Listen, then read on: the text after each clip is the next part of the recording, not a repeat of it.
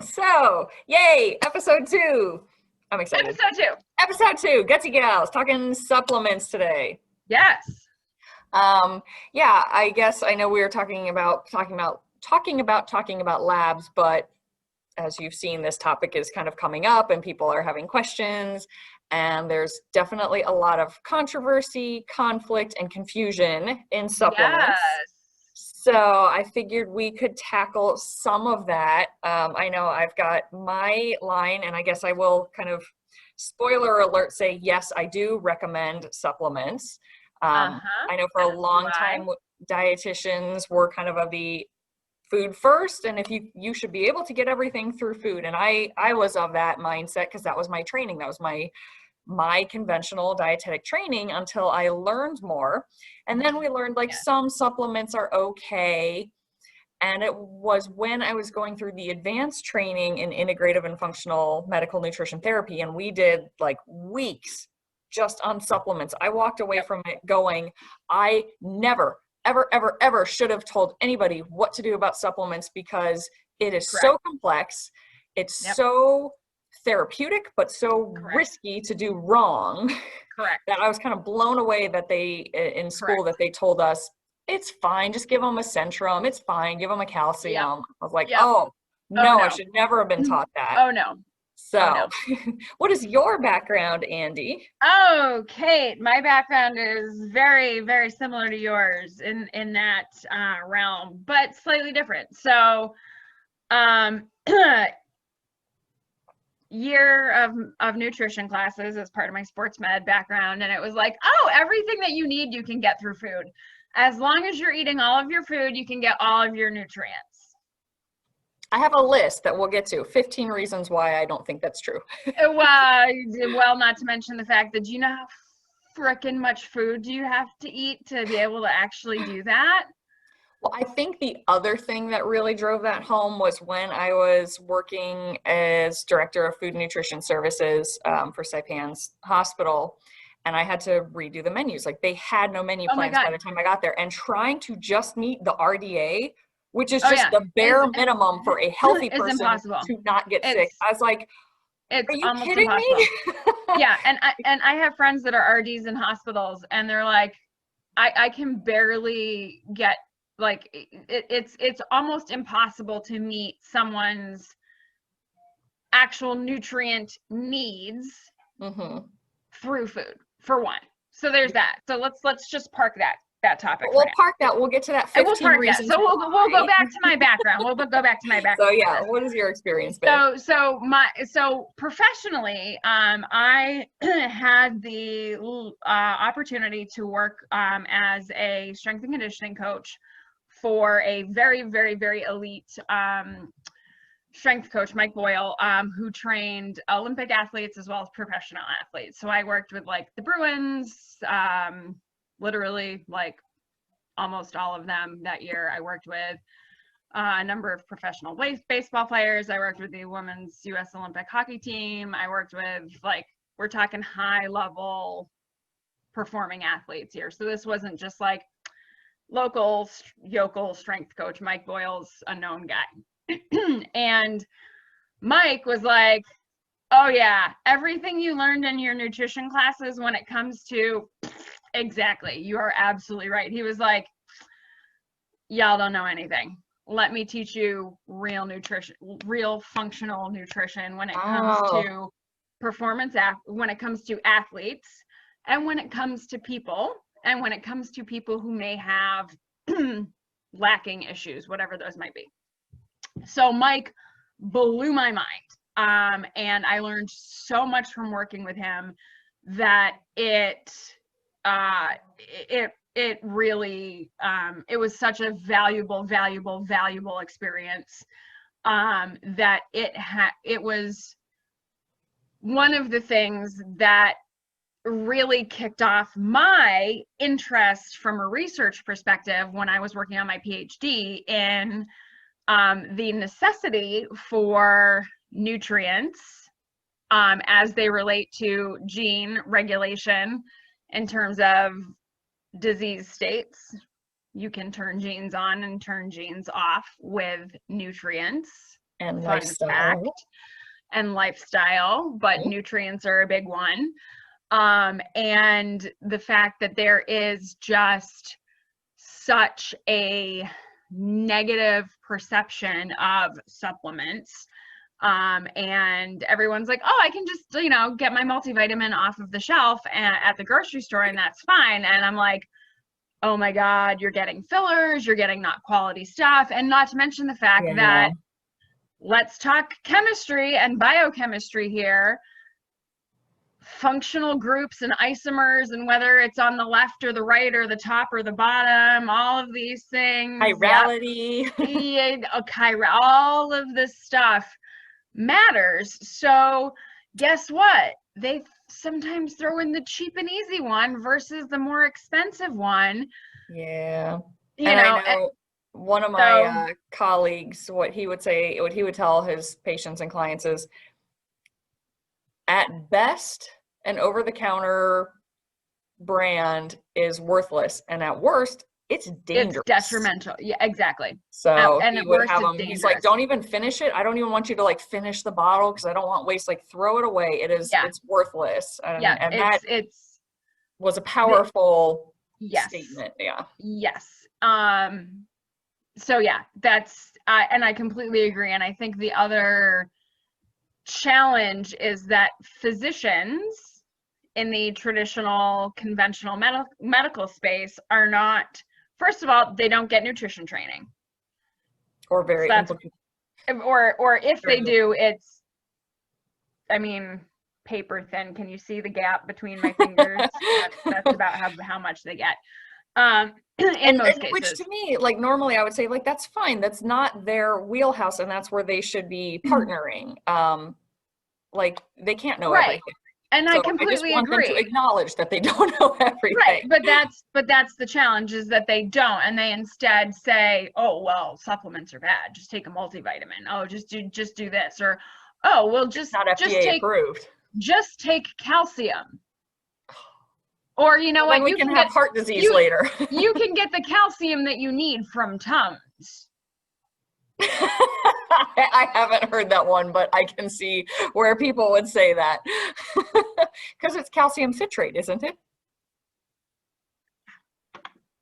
And the whole point of it is to not absorb so that it can sit in your stomach and reduce acid. And not absorb. Exactly. It does not absorb. It sits in your gut and gets so so citrate is it, like just take a magnesium supplement. Oh, mag oxide, mag sulfate, taurate, glycinate. Good. Right. So because some of these make ADD worse and headaches because they're excitatory, but that's good for the tired person. Others are good for your fibromyalgia and your calming effects, and are good for like constipation. Right. Yes. These things, it's amazing. Yeah, it's not just magnesium. It's almost like it's, Kate, what's the word I'm looking for? Chemistry, complicated, not as easy as people like to think it is. Right, exactly. So unique, personalized, individualized. And guess what? What's the other one? Really freaking important, because guess what? If you've been doing all of these things incorrectly for a long time, you might have a whole lot to either correct and or get back on track to actually get to where you need to be for your baseline levels. Like, vitamin D is useless without vitamin K. Oh, yes. And D, K, calcium, magnesium, boron. Like I clump that all in a bone matrix.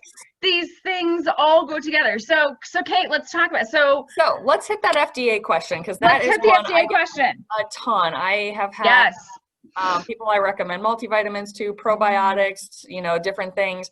And while I definitely applaud their going to their doctor and just communicating everything that's going on, the number one barrier we hit is this doctor who is given this blanket authority says that's not FDA approved, and our shared client patient will go, nope, not going to do it. And that frustrates the hell out of me. Right. Because that is my domain, not the doctor's. But Right. as we talked about the other week, I also respect that the doctors are aware that there are precautions that need to be in place. Correct. So it's that FDA thing. So the FDA thing. So the Food and Drug Administration, as it exists now, does not regulate vitamins, supplements, probiotics, any of it. They just don't do it. And there's a super fascinating long form article that I can give you the link for if we want to throw that in here at the end. Shoot it to me later. As to why that has come about, but basically they don't do it because the long and short of it is understaffed, underfunded, and amongst any other reasons, right?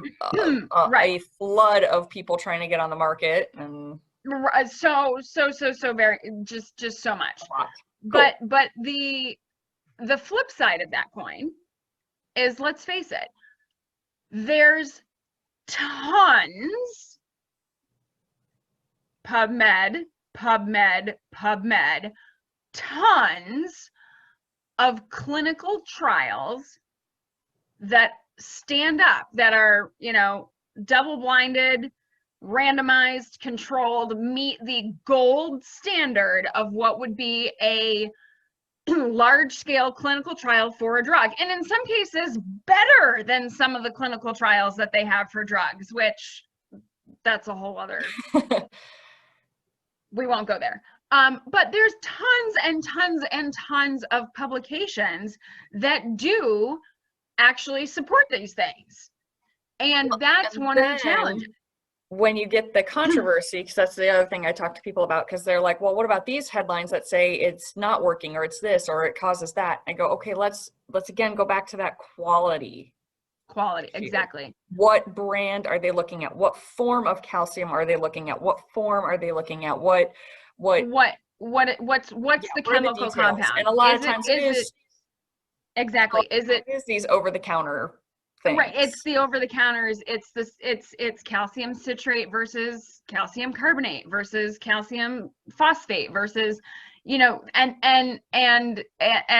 Kate, I'm gonna, you've hit on a very good point. So the headlines about anything health related are typically so hand-picked.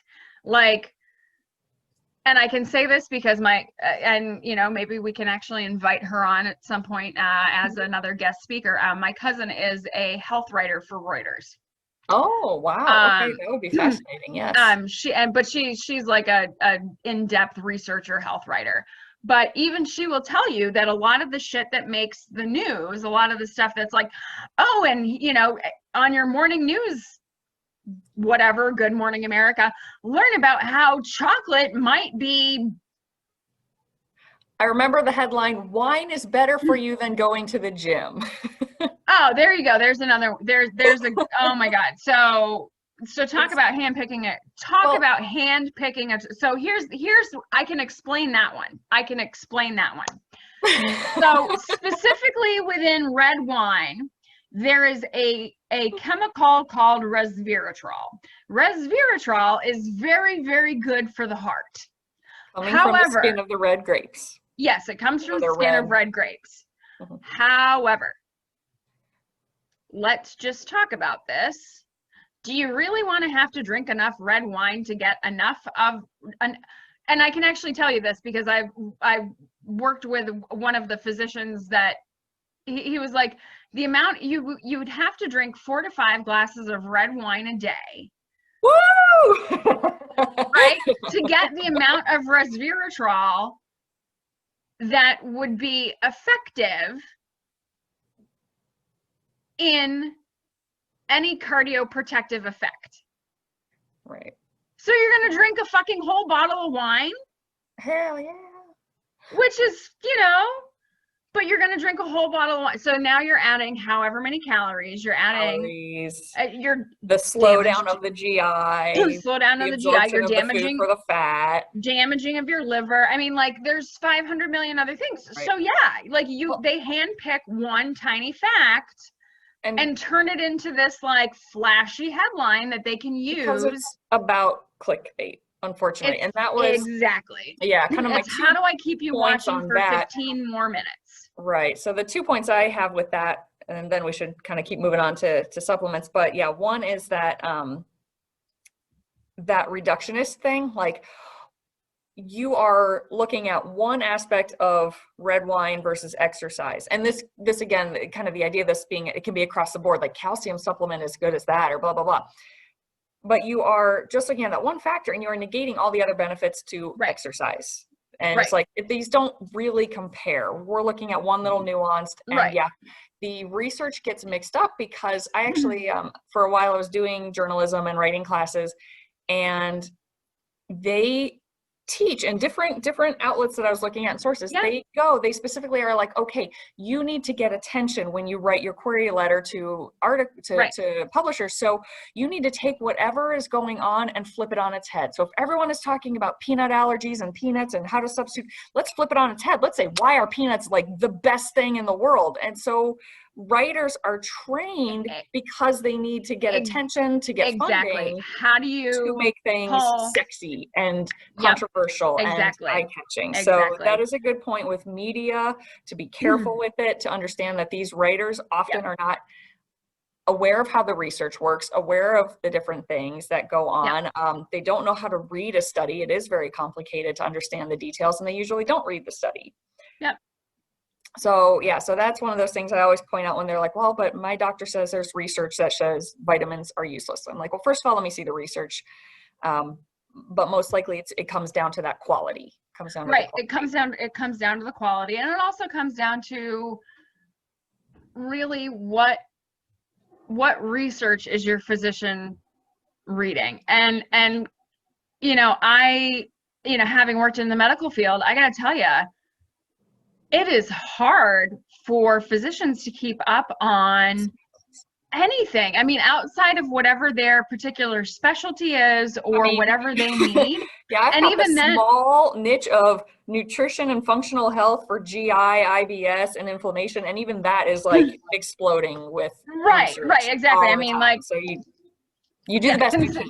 I mean, considering that Kate, half the time I'm like, you know what, I'm not going to send Kate this 56th article on like gut microbiome related to this particular drug or what. I mean, like, but that's the thing. I mean, even physicians staying up on their CEUs and getting their JAMA and getting their AMA and whatever else, you get the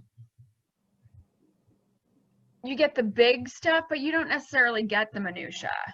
And supplements are a complicated thing that physicians aren't trained on. It's not their focus. It's not their world. It's not, I mean, traditional conventional medicine does not deal with nutrition, really, period. Other than eat good food. And with that, what I would like to do, let me see if I can pull this up. Okay.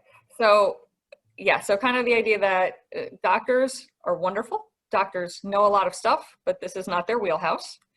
Research is confusing. FDA does not approve of it.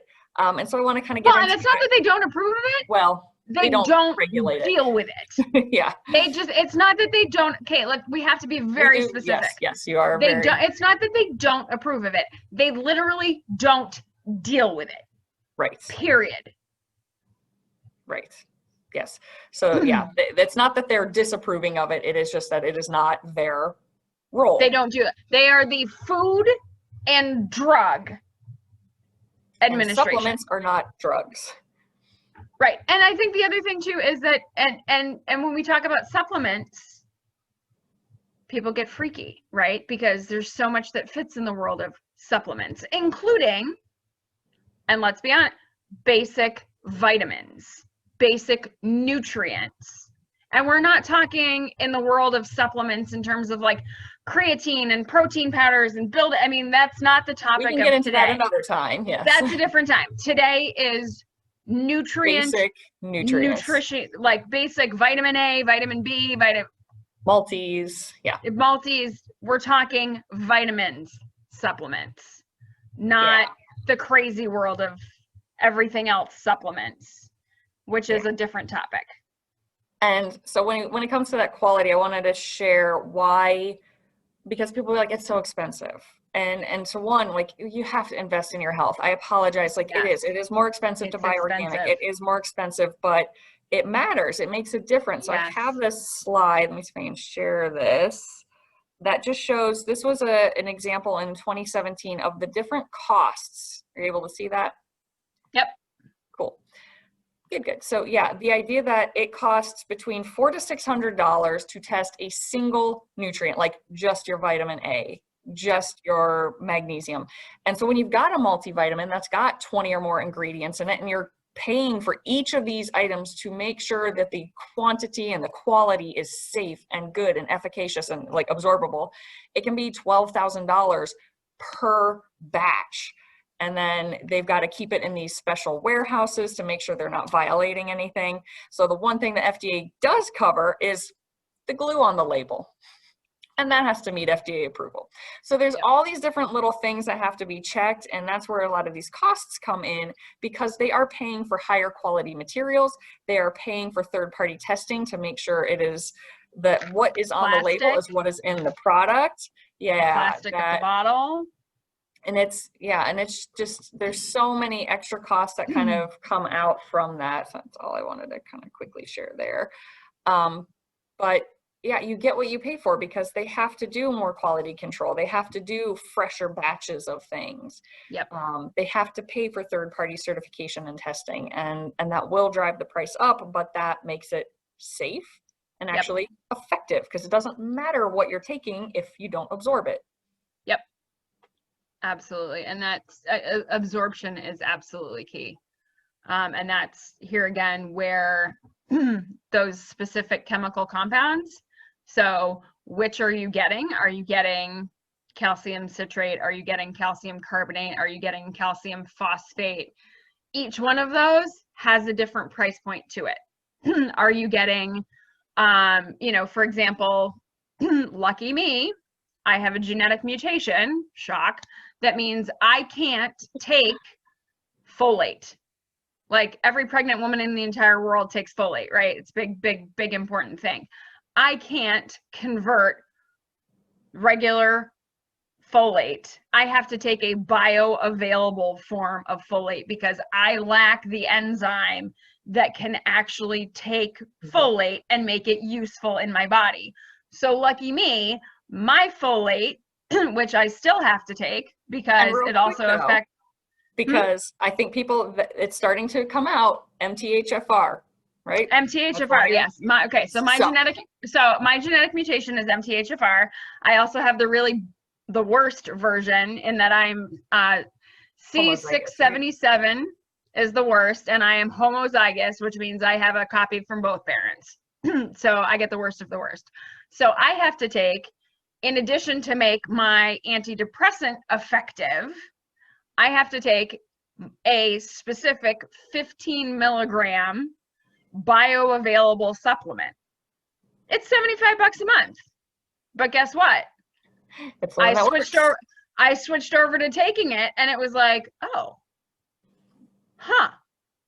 this actually works. Like, it makes a difference. It really does. So it's like buying paint. You can buy the cheap paint. It's going to cost you, and you're going to need to put on like 6 coats. So you're going to need to buy 7 gallons, and it's only 20 bucks a gallon, but you got to buy 7 gallons of it, and you got to do however many coats and whatever else, or you buy the 50 gallon that comes with the guarantee, the $50 gallon that says, hey, guess what? If this doesn't work in 1 coat, we'll give you another gallon for free. And I got to tell you, my husband painted our entire living room dark blue in one coat, I thought it was, I totally didn't believe it was going to work. I was like, you only got 1 gallon? You're insane. And he's like, he said 1 gallon. Then one will do it. One will do it. It'll be dark enough. And if I need another gallon, they'll give it to me for free. We still have a quarter gallon left. Yeah. And that's really a lot of things. I mean, like the rainbow vacuum we were talking about. Oh yeah. Same thing. It's expensive, but it lasts and it's good and it works. And I mean, I feel like clothes are the same way. They're going to fall apart real fast. If you're getting the cheap clothes, you get the good stuff, it lasts. So you've got to find that balance. But when it comes to your health and your supplements, it's recommend the same. Put the good stuff in your body as much as you can. Yeah, it's really putting quality supplements into your body when you're taking, especially considering that for the most part, even if you're eating well, even if you're eating organic, even if you're eating a well-balanced diet, most of us still do not get enough of certain nutrients, which is why a well-balanced multivitamin is an important part of a balanced diet. I mean, that's why we give all of our kids multivitamins, right? Like every pediatrician in the world's like, oh, is your kid on a multivitamin? They should be, but maybe not that gummy. They should be, but maybe not that gummy. Not that gummy. Maybe something else, but maybe a different gummy. Maybe a different gummy. But it's because we don't necessarily get enough of those nutrients in our foods. We can't. Yeah. So do you want to get into some of the 15 reasons I have where food first can only go so far? Yes. So one of the ones is just the way our culture is now, there is a massive depletion of nutrients due to over farming, over cooking, and over processing. That all destroys it. Our soil is depleted because we don't crack the rotate real well. Correct. 2, time erodes nutrients. Like just once you pick it, it starts to die. And what I had originally learned was that it takes 7 to 10 days to get from the farm to the grocery shelf. But what blew my mind, and I'll have to see if I can find the link, but I found a research journalist who was going in and he found that things like onions and apples were being stored for 14 months in warehouses. Oh yeah. And I was like, I didn't even know it could last that long once it was picked. So they're like gassing them and things to preserve them. So I always thought 7 to 10 days, which is bad enough. But now certain foods I'm learning can be stored in warehouses and gassed to maintain for over a year. So that is a time where that nutrient, that the live enzymes are dying, the nutrients are eroding. So that blew my mind. And then it kind of, as we mentioned briefly, number 3, RDA is meant solely as the minimum amount needed for an already healthy person who's not sick or dealing with anything to stave off disease. It is not to cover optimal health or therapeutic needs. Correct. And those recommendations were created like 1912, was it? I was going to say about over 100 years ago. For, let's be honest, a cohort of white men. Yes. Young, healthy white men. And I believe, if I'm correct, they were all military. Yes, that was what it was. Yes, it was for the military back in the war. How many nutrients did they need to make sure they didn't get sick? The minimum amount we could do to keep them as viable soldiers. Correct. Yeah, so it did not adjust for the needs of exercise, excessive stress, which our lifestyle almost forces on us, medications that deplete nutrients or block absorption, health problems, genetics, SNPs, or those mutations, or other lifestyle factors such as a history of smoking or drinking. So yeah, that RDA is like scraping the bottom of the barrel. Yeah, totally. RDA is like, continue. All right, what else you got? So number 5, stress burns through your magnesium, B vitamins, vitamin C, serotonin, and more. So again, when we're stressed, we need more of these nutrients that put you above that RDA number. Yes. Big time. 6, just kind of typically based on research studies, many people are deficient in various nutrients. There's a whole bunch of them. I can't even remember which Well, ones anymore. Iron, calcium, iron, magnesium, calcium, D, D, omega-3s B, usually. omega-3s, which, oh my God, omega-3s are so important. Omega-3s, important for brain health, important for, oh, by the way, fighting BRCA. If you can turn off your BRCA genes with omega-3s. I'm not giving medical advice. I'm reciting well-cited research studies that a friend of mine did. Everyone should be personally getting recommendations. We are just showing the why. Yeah, I mean, there's so many whys. Yeah. Well, and then when, with a lot of the people I work with, we're trying to lose weight. So that's another one of those, they're going to be exercising more. So that burns through nutrients, that increases their nutrient needs. But at the same time, if they're trying to lose weight, they're restricting their food intake, which means you've got fewer nutrients coming in through the diet. So that's another cause.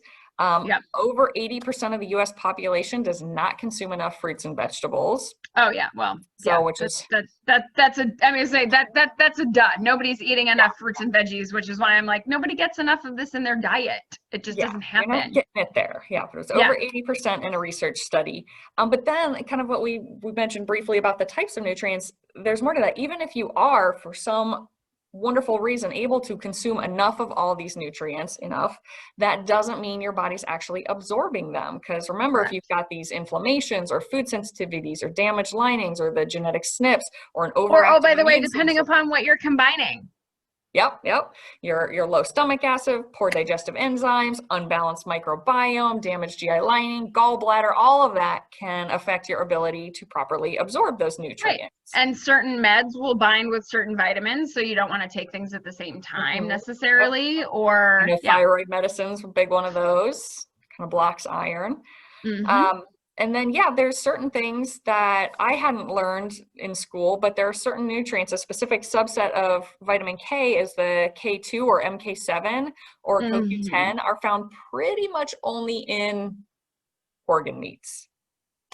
So unless you make it a regular habit to eat that cow heart or eat a lot of liver, chances are you're lacking that. And that one is so important for brains and bones and nervous system. Like, it's insane how much this MK7 is in our bodies, and we don't need it. Not there. Another one that we see a lot of is, because there was this big kick for like reduced sodium, lower your salt intake. Oh my God. Iodine. You know where I'm going. Iodine. Yes. Iodine. Everybody stopped getting enough iodine. We've moved away from the iodized sea salt into like Himalayan salts and Celtic sea salts and black salts, which is great. But nobody's getting enough iodine, and everybody's becoming subacute hypothyroid. Yes, because iodine, critical for your thyroid. So Andee, what is the number one source of iodine when it comes to food that we don't eat in American culture? Oh, isn't it it's eel, isn't it? Or seaweed. Seaweed. I know, that's the best I can do. I was to say my other guess was going to be kelp. Which is a type of seaweed, or sea vegetables. Yep, sea vegetables, which pretty much the only way I know of people eating that on a regular basis is sushi, but that's really like not cutting it. And that in America, that iodine deficiency was huge, and that's why we iodized in table salt. But so a lot of people, how many people are questioning if they have hypothyroidism? Everybody. Okay. Oh my God. The doctors might say you're normal, but you're normal. I think I swear almost every female I know who has complained about, they're like, well, I think I'm just like, I feel like I'm low thyroid, but my thyroid test's normal. I want to be like, add salt to your diet. Just go here. I will buy it for you. Here is some Morton's iodized with the little girl on it. She's dragging, her little yellow rain outfit. Just have some iodized salt. Here. Look. 2 options coming back. Okay. So yes, Morton's iodized salt, or this is my other favorite one for people who are trying to limit the salt. You just get kelp flakes. Kelp granules. Yep. It's a little bit salty flavored, much lower sodium than I like salt. those too. but it's got, yeah, per teaspoon, where'd it go? And I like the kelp granule. 970% of your needs for iodine. So like you don't need much. I just sprinkle it on. And like things. Yeah, I was gonna say I have kelp granules. I just know that most people are like, you put what on your food? Well, I will say it does not taste fishy unless you go overboard, and you don't need to go overboard. Like literally just sprinkling it on a salad, sprinkle it on your just a little bit veggies at night, just little bits here and there. It's tasty. I like it. I think it's delicious. I don't even notice a flavor to it. I don't. Unless I it's a little bit. It's a little bit of salt. I think it's like it's a little salt with a little something more. I mean, depending how much I put on. If there's a decent amount, then I might taste a little bit of that kind of seaweed sushi kind of flavor, which I'm not a fan of. I do not like seafood. Like I struggle with seaweed. I will get my sushi with like rice wraps because I struggle with it. But yeah, I don't know. I've tried so many things. See, I like dried seaweed. Other alternative, dried seaweed snacks are delish. I love them. Kate does not clearly. People do. Go for it. There you go. Yeah, so I was just gonna say, like, and for people who are watching sodium, for 1/4 teaspoon of this, you are getting 590 milligrams of sodium, which is not bad depending what your whole day is and what your needs are. And so for 1/4 the American Heart Association guidelines are under 2,000 milligrams a day, and that's to comply with their heart health guidelines. So you'd be fine. 590 milligrams, you could do a whole teaspoon of salt almost. Yeah, so that's 590 for a 1/4 teaspoon. 1/4 teaspoon of this would be about 26 milligrams. Yeah. So not very salty if you don't like salt, but great iodine source. So those are two options. Yep. So yes, that's one of the other reasons I get into supplements. And then let's talk, since we're on seafood, omega-3s. Yes, crucially important. Very important. A lot of people aren't getting healthy low mercury fish 3 times a week. Nope. And then for my plant-based people, like there's a lot of research that, yeah, like chia seeds, flax seeds, hemp seeds, they all have but not enough precursors, like the ALA. Yep, they have ALA, but they don't have convert it. Not everybody can convert it, and there's not enough. I mean, unless you're eating that much. Yeah, so you got to be careful with that one too. And that's like when I talk to people about like what's the best diet, and I don't say there is one, but if you're going to be plant-based, vegetarian, vegan, like that's one of those things we need to be careful of. We might want to test what your fatty composition is, because maybe you're not converting it, maybe you're not getting enough, and omega-3 in its active form is critical. Yep. So absolutely. Brain health, huge, huge, huge for brain health. So many things. Yeah. Then another one I get into is that we don't eat enough fermented foods usually. No, we don't. Kimchi, sauerkraut, kombucha, and again, these are things that if we were eating these more often, I would not recommend probiotics as often as I do, but the average person isn't. And also, if let's face it, 100 years ago, we left more food out. We left bread out, not in a plastic wrapper. So we got some more spores in it. We left, we had more naturally occurring, for not full fermentation, but there would be more spore-based biotics in our foods, just based on the fact that we weren't hyper refrigerating, hyper sanitizing. Real quick side note, I'm worried about MRSA 2.0 that comes out after all this hand sanitizer this year. Oh my God, yeah, that's a whole another topic. Yeah, that's another topic for another day. But because here again, we ate stuff that had naturally existing more bacteria, because we weren't a society that was so obsessed with keeping everything in the refrigerator, putting away leftovers as soon as they were done, yada, yada, yada. So you got more of that naturally existing, even outside of fermented foods. You got more bacteria in your gut because of the way we did things. I mean, it just was. Yeah. Yeah, so that's another one of those.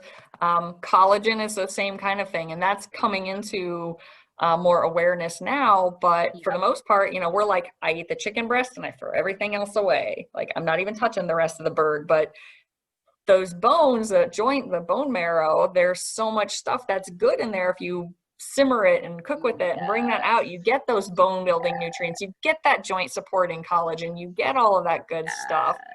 And Yeah. where we have to be careful with that now is that because of the way turkeys and chickens and animals are raised, there can be some lead buildup in bones. So this is again where we get into that quality matters. Just going to the store and getting the $2 box of chicken bone broth. Right.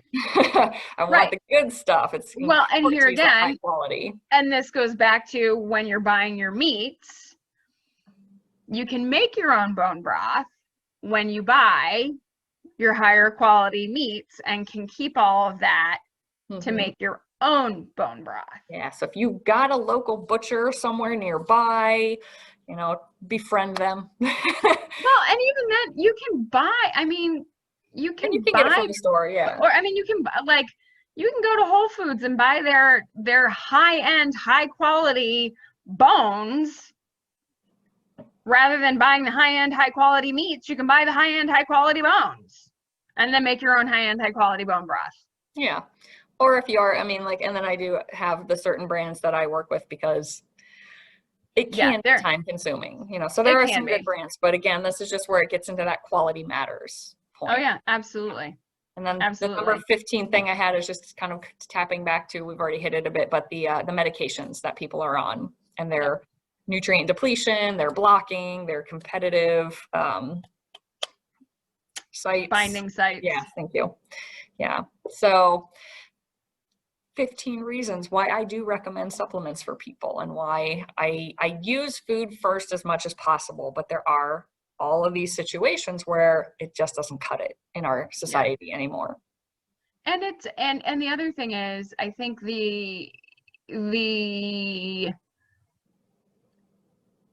concept for me is not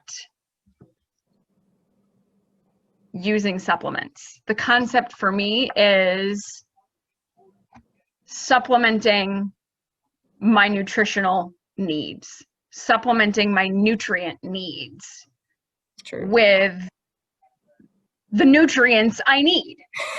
I mean, truly, like that, like it's a mind shift, and it's a difference in languaging, right? Too, because it's a good point. It's vitamins and nutrients that I need that otherwise I would not get.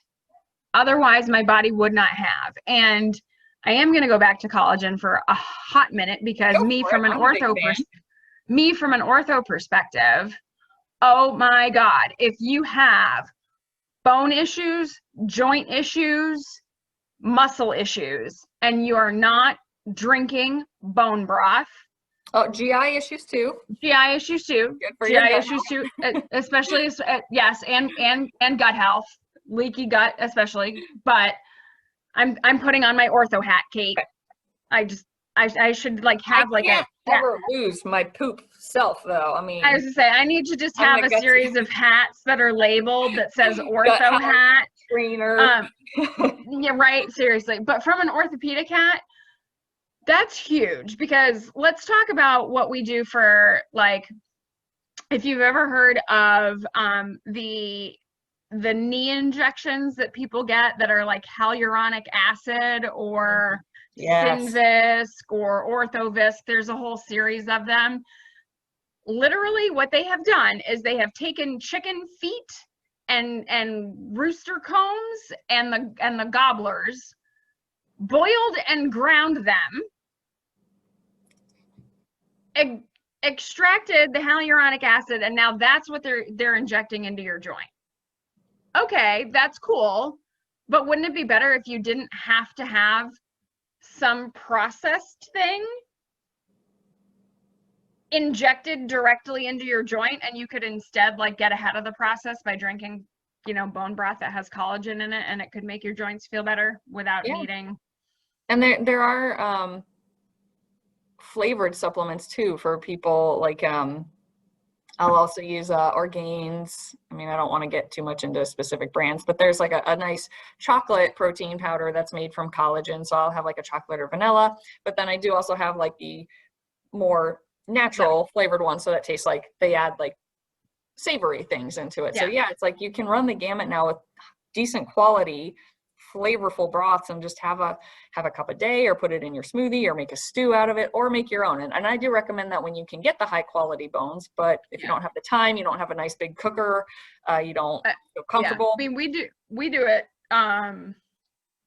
My husband just my husband makes chicken all the time, and then we'll just buy like the bones from, and we just take a pan and simmer it for like 6 hours, like after dinner and before bed. Like literally it'll just simmer between however long that is. Sometimes I'll simmer it overnight on super low, or put it in the crock pot, and then it's done. It's like the lowest level easy thing in the world. It's about the only thing that I can't screw up cooking.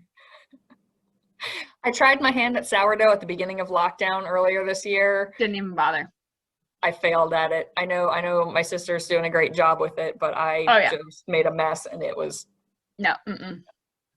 Part of me wanted to try again, and another part was like, I got other projects. Yeah, baking. Nah. But yes, bone broth, I'll do. Bone broth, I can do. Chicken, I roast the chicken, pick it all clean, break the bones apart, freeze them for later. Yep, that's another great thing. Just break the bones apart, throw them in a bag, throw them in a glass container, freeze them, wait till you have enough to do a whole batch. Yeah. So I did that one. So supplements, or nutritional supplementation. Nutritional supplementation is a very necessary part of our American dietary lives and lifestyle, and it's unfortunately most of the conventional medical establishment doesn't understand it, doesn't agree with it. The Food and Drug Administration has nothing to do with it. They're like, this ain't our world, bye-bye. Bye-bye vitamins, bye-bye nutrients. We talk about food and we talk about drugs. We don't talk about anything else. I think sometimes they get pulled in retroactively. Like after so many people, wasn't that what happened with ephedra? That's what happened with it. They will get pulled in afterwards with specific things that are causing problems. Complaints. But that's again, that's why it's important to remember, like, yes, there are worthless and potentially dangerous things out there. Yeah. But typically you can find them on a store shelf. Yes. Or you can buy them like clickbaity. Which is, so the brands I tend to work with, for the most part, will only sell through a health professional who's like proven with their licensure that they have it, because they don't want the clients or the consumers to just getting whatever they want. Yeah, and with unintentional ignorance, but going, I bought this, I bought that, and either like, oh, it didn't work, what a wasteful brand, or something went wrong. I got this and I got this, and oh wait, here, Kate, perfect example. Let's do it. You're just talking about, Ta-da! So because of what I am doing with Kate right now, I have a vitamin A that I am taking as part of my gut stripping biofilm protocol for my massively, hopefully being corrected guts, and a multivitamin that also has vitamin A in it. So my thought was, okay, let's look at this. And I looked and said, okay, one of them has this much, one of them has this much. That's probably too much, Kate. So what are we going to do? And if I was just Joe Schmo off the street and didn't know what I was doing, I would have said, okay, well, I need this vitamin A and I need this vitamin, so I'm going to take them both. And then I would have had potentially really nasty headaches. Potentially really nasty headaches for a really long time. Maybe some nausea. Yeah, maybe some nausea, maybe some vomiting. And oh, by the way, vitamin A overdoses can also cause you to become suicidal. Not great, right? So that's a prime reason why I, knowing who I am, was able to go, Houston, we might have a bit of a problem here, versus somebody else off the street that could have gone, okay, well, I'm going to buy this and I'm going to buy this and I'm going to buy this. And it's just a multivitamin, so no biggie. Right. It's just a multivitamin. Yeah. Oh, and this is just a performance enhancing supplement. And this is just the number of people I would have come in when I was working at Lifetime and they're like, all right, I need to understand my supplement plan. Like I need a schedule. I'm confused, but I'm taking like this for my, you know, my bones, and I'm taking this because I have headaches, and I'm taking, and it's like a polypharmacy of supplement bottles from all these random brands that I don't know. And I'm just like, and yeah, and then I take this for my pre-workout and I do this for my recovery drink. And it's like, okay, so in the pre-workout, there's all these like B vitamins and caffeines and da-da-da-da-da. And I'm like, all right, here's what we're gonna do. We are gonna scrap everything and start over with one cohesive plan. Right, exactly. Like these are little things they've picked up from, well, their trainer told them to do this and their friend suggested they do that. And they read this article in whatever magazine. And right. And then they may have gotten a recommendation from a physician that said, oh, well, you know what, for your headaches, just take some magnesium. Which kind? Which kind of magnesium? Well, you know, whatever was cheap and on sale at Costco that day. Right, exactly. And so and here again, like getting back to it, in the end, it's all chemistry and biochemistry, and the way this stuff works and interacts in your body is important. And you and myself, but you as a trained professional who can make these recommendations and can get access to quality supplements for your clients, you have access to the supplements that have been tested for quality assurance, that are going to be not warehouse stored for so long that they're not working, that have the specific isomer of vitamin A from beta carotene and palmitate versus vitamin A as vitamin A acetate. I mean, these are very specific things. So you have access to that information, whereas I can guarantee you that my husband's Centrum bottle just says vitamin A. Vitamin A. You know, so the importance of being able to work with someone who can prescribe and have access to the correct nutritional supplementation, and also finding out where you're deficient. Like if you're getting enough of something in your diet, you don't want to add more of that in a multivitamin. And we can test for that. There is a test for that. We can look at your levels. So right, exactly. And also here again, if you also don't want to take something that's not going to be effective without something else. Vitamin D doesn't matter how much you take unless you're getting vitamin K.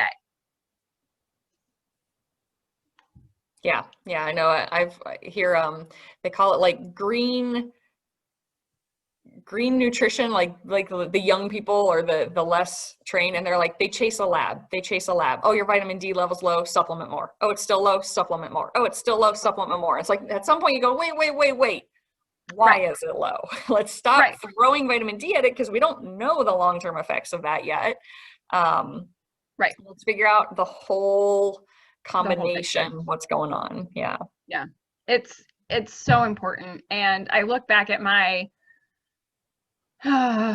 nutrition class with, I can't remember, we joked around, her name was Roberta something that began with a D, so she was RD. Oh, yeah. RD PhD was her official credentials, but I like it. I look back at her class at 8 a.m. and I think this poor woman was so desperately trying to teach us the importance of all of this, and they had it so bass-ackwards because they put her class in sequential order before we had biochem. So there was no way we could appreciate the complexity of the information that she was giving us at the time that she gave it to us until we learned biochem. And then it was like, and we had it even before, we had it before organic chemistry. It was like, oh, isomers, functional groups, chirality. Oh, crap. We really should have had nutrition after all of this other stuff, because it would have been so much more impactful to learn all of that after. Yeah, that's, I would say, one thing I wish that any program out there for, whether it's like nutrition science or dietetics, their schooling program, but at the beginning, that they give you that overview. Yeah. Like, you are going to be taking organic chem, biochemistry, nutrition, advanced metabolic pathways, and you're going to have all these little chemicals and, hexagonal chains of chemicals that you're looking at and saturations. And here is why it matters and why you should do more than just memorize and regurgitate and forget, as I did for a lot of tests, because I'm like, I don't see how does this relate to what I'm going to do? And then I had to go back and be like, shit, okay, let's relearn this. Right, exactly. And it was the same thing. I mean, and then we got to like pharmacology, and then it was like, oh guys, we really should have done a better order of this. Like, we really should have put all of this in a far better order, Yeah, without seeing that big picture, it was hard to understand the importance, because it is very complex. It's like, on the surface, when you talk about it, it's almost like you want to be like, it's so easy. You need nutrients. Get your nutrients. Eat healthy. Be healthy.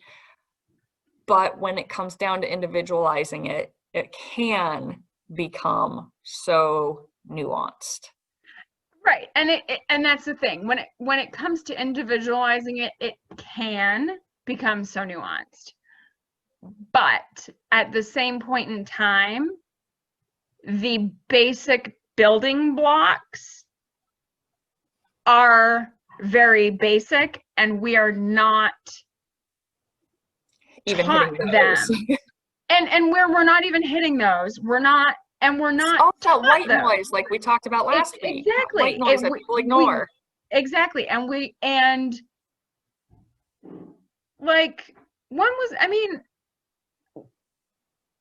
the nowhere in the food pyramid, because it's based on the RDA and everything else. Well, thankfully we're not on the pyramid anymore, but oh yeah, we're not. Well, yes, we're not on the pyramid anymore, but we're on the plate. But you know what I'm saying. And all of that doesn't take into account the past 100 years of nutrition science. Yeah. So, and that's the challenge. So the takeaway here, what would you recommend people do regarding supplementation of their nutrition? If you can buy it over the counter, throw it away. Throw it away. And talk to Kate. Talk to anyone who can say that they've had advanced training in supplements. Yeah, or anybody who can say that they've had real advanced training in supplements.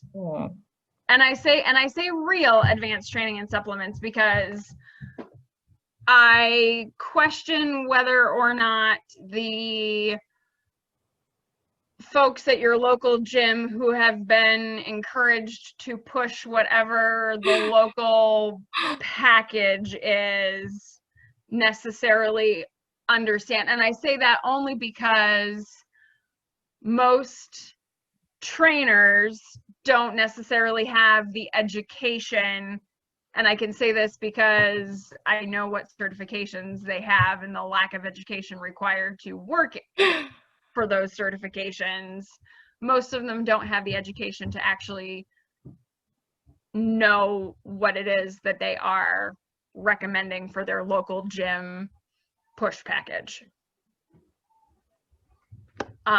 Go for the supplements that need to be acquired through someone who has these certifications required to obtain quality nutritional supplements.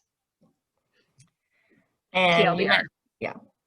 And we talked about collagen, and I feel like that's kind of one of those good, pretty safe, standard. Yeah, collagen's easy. Collagen's safe.